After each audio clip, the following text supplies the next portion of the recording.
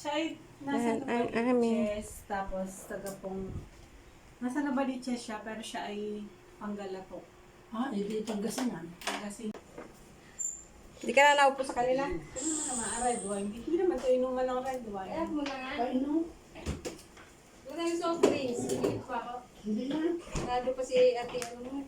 Ang laki daw ng ano ni Ate Jessica. Ang babayaan. Ang permit. Pinost niya. Yung pinost niya, sabi niya, ang laki ng... Ano nga ta? Hinati na niya. Ang bayad, every 6 months na lang. Hindi niya na kaya bayaran ng buo kasi... Bakit naman kasi gano'n? Bakit ano ba yung compute nila? Bakit gano'n kalaki? Alam mo sa akin, nag-reklamo ako. Yung barangay, mabuti nag-check ako. Di ba, last year, 8,000 lang. Hindi sa akin. Eh, pag hindi ko na-check yun, babayaran ko na. Malaki sa akin ng barangay permit. Nasa Magkano? 100 plus talaga.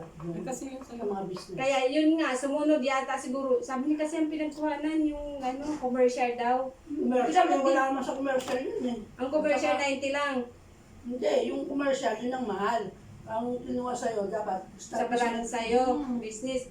Sabi ko, apartment lang po yan, 90 or 80 lang. Sabi niya, 80 nga lang po, sabi niya. Eh, 950. Paano ba? Baka sabi niya yung sinundan, yung... Hindi. Kasi daw, bura lang sila ng bura. Ano ba apartment, papalitan na naman daw barangay, gano'n naman 90. Hindi raw na bura. Paano pala, sabi ko kung hindi ko napansin to, magpabayad na ako ng Ay, heritage. hindi, tanong ko pala ganito. Paano ba ang declaration? Declaration. Siyempre, tatanong doon kung paano ang compute ni Al. Apartment. Kaya apartment, 3,000 plus ang, alam ko pag isang pwesto Hindi. lang, barangay ano lang yun. Talagang yun ang miniting namin. 90 talaga kayo. Miniting dati talaga yun. Papatak na ng may 1,000 depende sa... Yung Sa business business. ninyo, oo. Eh, Sa yung amin daw, parang- apartment talaga, 80 or 90 lang. Ay, 80 lang. Ang pinagtataka ko, saan nila kinocompute yung upa mo sa apartment, bakit 3,000 agad? Sa upa, there's that times a year. Tapos, Ano ba, magkano ba dinideclare mong upa? 3,000. 3,050. 3,050 ang... 3,005. Eh di, times lang nila yun Times, sa times 12. times, Hindi, muna. Ano yun? Ano yun? Sa... Sila yan, kukuha lang Eh, sila bakit ng percentage. 100 plus daw? At, tapos tinimes Ay, 12. sa akin eh. Buti ka nagkakala. 20 per unit times 12. 240 lang ako eh. Ayan, tapos itatimes nila sa taon. Oh. Magkano lang? Kaya di mali 11,000. nga ang compute ni Alma. Magpa-compute ka doon sa lalaki. Mandalaya si Nakabayad ka Alma. na. Abay, oo. Nakabayad 9,000 na. plus. Dapat, siyempre, May assessment. hindi, ganito ang ginawa niya. Times 12 nga, 3,500 times 3. Pag time, tatlo. Tatlong pinto. O, 10, magkano? 10,500. 10,500 times 12, tama. 10,500. 10,500 times 12. Kaya naging 100 plus ang isang taon. So, ewan ko magkano ba yung portion na Kasi 3,000, Dineclare mo palang tatlo. Sana mga 2,000 abayo, inaano nila. Mabuti nga yung 3,500 lang, di ba? 5,000 yung isang pinto. Tapos Hindi mo naman isang talaga tuwan. dapat i-declare yun eh. Hindi naman Tama. kailangan ng gastos ko. Kaya nga. Ang alam lang Tapos nila sabi yung niya- pumapasok na pera. Ayun nga, sabi ko, pumapasok ko ang pera, tapos nag-roll ako doon sa park. Tapos sabi niya, ma'am, ilang pinto ba? Nagkakalit yan, 3 units, sabi. Tapos, ilan po ang fire niyo? Isa lang. Sabi, bakit? Yun naman ang sinabi nung nag-inspector na pwede na kahit isa dahil lawad naman yung namin, hindi naman nakikisiksik sa open ang likod, open ang unahan. Pinayag kami sila doon sa... Siya, ganun ang ginawa. Sabi niya daw, dineclare na kami mag-ayos ko, 20 per unit. Tinainis, naging 340 lang. Sabi niya, bakit ganyan ang compute? Yun, yung radical mo. Di ba declaration ko yung salang pero Per month. tapos sabi niya daw, Tapos di parang 20 na nga nilagay, bakit 300 plus? Eh di ba equivalent lang mo niyan, 240? Oh, bakit ganun mo? Sabi, di inayaan na daw na, pagpunta niya doon, nakita yung isang lalaki nagko-compute, pag i-compute mo nga ulit ito, dineclare ko na nga per unit 20, bakit 345 to? Hindi, ang suma total niya, Naging naging 12 lang, di ba? yung suma total niya, i-compute mo sa 300 plus, magiging equivalent niya, 2,300 ang dinideclare. Sabi, bakit marunong pa siya dun sa taong nagdi-declare? Sabi niya, kinumpute daw ulit noon. Alam mo, ang compute niya ay nasa kulang 15,000, binabawasan ng lalaki, naging 11,000 lang. Tapos binawasan niya ng assessment Magkano yung compute niya? 2,000. Nasa kulang-kulang 15. Ayaw pa daw pumayag di Alma yun.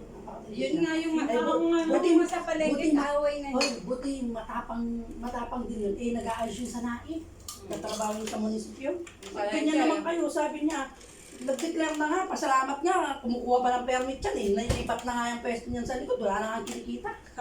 Tapos sinabi sinabi ko, dami-dami yung pang-compute. Sabi daw. Ikaw ba, una pumunta? Unang pumunta pa, sabi niya, 20K lang daw. Kaya 20K. Tapos pag ano, magkano yung hinihingi sa'yo? Hindi niya Hindi, alam. hindi ko alam eh. Kasi pagka naglagay ka daw doon, 20 per unit, sila na kasi magko-compute Oh, doon. 20 times 12. Oo, sabi niya, magkano ang gross niyo? Ay, 20 po. 20 lang? Hindi ko alam. Sabi ko, kaya tinanong kita, Kaya di ba? umalis ka na eh. di ba? 28 ka Kaya na. pagpunta Akala daw mo doon, naman napakadaling gawin ng pagpunta daw tricycle. doon, sabi niya, ito yung kay Kuwela. Sabi daw. Oh. Ayun, 20 per unit. Kaya, ma'am, sabi daw niya, equivalent 240 yan per year. Sabi daw niya. That's me. Oh, bakit ganito? Bakit 300? Di ba? 20 times Ang sinasabi, 240. mabuti hindi sinabi ng tao. Minsan nga, sa isang buwan, wala pang gawa. Sinabi na nga niya daw. Katungangan na lang doon ng tao. Sabi ko nga eh, nung ano, ispat-ispat na nga lang po yung mga yan eh. Pa 100 na lang ang... Pagkakaya-kaya nila talaga doon tao pagkagaw. Tapos, Tapos na yun. pag-away pa nga daw doon. Ang tagay. Hindi magkano nabawas sa'yo. Kung tutusin nga, dapat ang apartment, hindi man Eh tumataas di ano, 800 plus. O, di malaking bagay. Kung tutusin, dapat nga hindi na nga yung tumataas dahil hindi naman Ang tumataas tumaas nga doon sa ano, yung... May environment pa. Dinagdag na naman Yun nga nadagdagan, environment. Nag-picture ka pa. Hoy, Oo, mayroon. taon-taon may dinadagdag sila. Dati yung suning, wala man yun. Dinagdag nila yung suning na yun. Hindi, Wala may namang kwentang dinagdag ka trabaho. yung dati ano lang, 300, naging 605 ngayon. O, tumas ng 300. Ang fire nga sa amin ay nasa 1,000 plus. 600 ano ako, 635, dati 550. Every year, tumataas Hindi din. pa kasama yung hindi pa kasama yung binakatangki. Yung fire lang nag-check sa munisipyo. Ano bang hulog ang Gcash? Sabi ko. Yung Yan malang na lang, baga. ma'am. Ayun. Taga-emosyon te. Dinadaanan ako taon-taon. Nung isang beses, Alam na kasi yung ano mo eh. may dati kasi, 600 lang daw. May listahan na nung, sila eh. nung tinanggal kasi sila dito, dati kasi sila dito eh, nagpalit sila ng kinukanan kasi siguro ayaw, hindi kumikita ng Hindi malaki sila doon. binibigyan. Tapos, di nawala akong contact number. Alam mo, isang taon akong hindi napalitan ng file noon, expired yung file ko. Ay, kaya Ate Jessie mo ano, mayroong 1 to 3 years. Sa Shopee niya binili. Sabi yun, hindi mo maalam. Inaprobahan na ako ng ano eh, siguro, nag-ano si Paul. Okay na. Ako ba din, nasa sticker yun. Oo, nakalagay sa sticker, 3 years, 1, 2 lang, kasama na yung takay. Pumunta kayo. Is Sally. Alam mo yan. Nakakuha ka na pala, nakaparipil ka na. Mm. Mahal nga pag diyan ka 100. kumuha kasi merong kitang munisipyo dyan. 100 Parang sa extra sa mga kukuha ng permit. ng business. Ganun sila kagaling. May ano, 180 lang ang x-ray eh. Alam May mo, 20 bawat isa. 200 na x-ray. Oo nga, sa munisipyo yung 20. oo. Kaya buti may x-ray siya doon sa night. Wala silang kita doon. Bakit yan? Kung tutusin, wala namang x-ray yan. Dala-dala niya. Dinalaw. Di, ang nangyari, 60 siya natapos. Hindi niya pa inaway. Matakuan din yun eh. Maangas doon sa tala. Nabubwisit na siya. Sabi daw eh, tawag kayo ng tawag eh. Wala naman yung mga yan. Kahapon pa to. Sabi daw, kahit kahapon pa po yan, wala naman sa pila. Wala naman po sila. Tawag kayo ng tawag. Kami nga nandito. Hindi kami ang priority nyo. Sabi. Ano ba yun? Sino ba yun? Taga-ayos mo? Oh, yun nagtatrabaho sa munisipyo sa nari. Pero taga-ayos mo talaga ng tricycle yun? Di ba yung dati mo to sa nari? Pero may maliit lang. Pag isang 2.5 lang paupan niya eh. Pwede maliit lang babayaran niya. Alam nga, anong sobra pa sa 2.5 ang babayaran. Pa-close mo na. Sabi ko nga sa'yo, pa-close mo na. Dapat hindi na siya nagbayad, pina-close din niya. Kaya nga. Kaya nga, dapat na siya nagpa-fire, no? Hindi. Papalabasin pa lang niya. Tira niya lang yun. Siyempre yun. Sabi ko, ano na lang sa oma ko. Pumunta doon ano. Pwede naman yun. Kami pinatira na lang ng ate dito. Kami, pagpinsa naman sila. Ang daming bahay na pinauupa, hindi man kumukuha ng mga permit. Kasi Sabihin niya lang, doon ako nakatira at ang kasama ko yung pinsa ko dahil ako nag-iisa. Ganun lang. Sabihin niya, Hindi, halimbawa may nakatira doon. Sabi, pinatirahan ko na lang na hindi, pero pinangungupa. hindi ba nga si Kuya Ramon, sabi sa akin, sabihin, Sila yung... Naisakay namin si Oma. yan yung pisa niya. Yung pagwala sa ka na kapatid ni Bambang. Yun na nagbabayad sa Carnival. Ayaw din kasi parang ayaw tulungan. Ang pwede naman siya magsalita kasi umayos siya magsalita niya. Ang tulungan sa Ano yung first cousin nila? Parang, siyempre, parang ayaw, feeling ko ayaw niyang tulungan na ayaw siya magpusli na lakasan. Eskwela yung nga daw siya. Ice cream. Yeah, sinabi ko nga, may dala ko sa atin na rin. Sa Alphamart, bukas ng Alphamart yun eh. Tapos bili tayo ng ice cream, baka may magparami. Ikaw na, kanina na ako. Ang init sa umaga yun, dahil sa ng awa.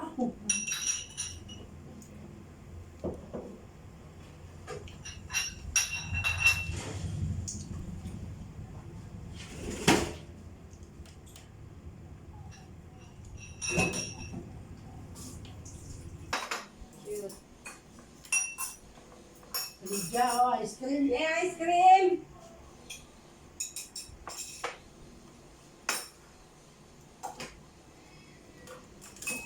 Doon sa Alphamart mo? Ikaw bumili? Ano talaga? Alam mo daw. Ay, bukas na pala ang Alphamart nila. Ano ang Alphamart nila? Ay, makarinig sa'yo ka na, totoo. Ano sa Alphamart nila? Eh, bakit siya naman nakatira dyan? Dati. Ikaw na. Kasi kung paupahan mo yun, kaso laki din ang pinto. O pa nang? Paupahan mo. Ang mahal din ang permit mo ba? Saan? Ayaw na. Pag may paupa ka na yan. Yan na! Ano yung lupa? Ay, anin sundan ang Jollibee, ano? Saan balay? Doon sa mga Petron. Umuha ka lang. Ah, doon! Yung dyan ba yun? Sila? Oo nga, yung nililis. Oo, yun. Ay, dami naman ito. Kala mo naman. Kaya namin nakakainan. Kaya nga, pagka tinatamad na. Malapit May na live. malapit na marami Pagkwentuhan gastos. tayo, pupunta sa Jollibee. May laligi tayo. Papalabig eh. Maganda nabili. Di mo Ayaw sa nga. Emil na yan. Grocery? Bakit wala nabili? Abay, siyempre napunta na sa Dalis. Ano mo? Ako nga, dati lang dyan nabili ngayon. Sa Dali. Saan pa man nabili? Mas mamuro naman dyan eh, kaysa naman sa Alphamart. Ewan ko ba? Eh, siyempre parang yun ang gusto ko punta. Pero pag minsan, sa everyday. Eh, dati, dyan ako lagi nag-grocery sa kanya eh. Ang mahal Hindi naman nga rin ako sa na- Alphamart. Doon nagpapaan ng may stock sila sa kanain. Pag-compute. Ang kainan naman nila yan. Pinag-training yan. Ano, bisita naman yung mga yan, lalo ng Alphamart 7-Eleven. Kinukuha sa tao ang tax eh. Di ba bumili ng grocery may tax na naka... Oh. Kaya mas makuha yung mga yan, mga grocery may kumakaltas ng tax sa mga bumibili. May bat. Mm-hmm. Si Kuya Emil may bat din.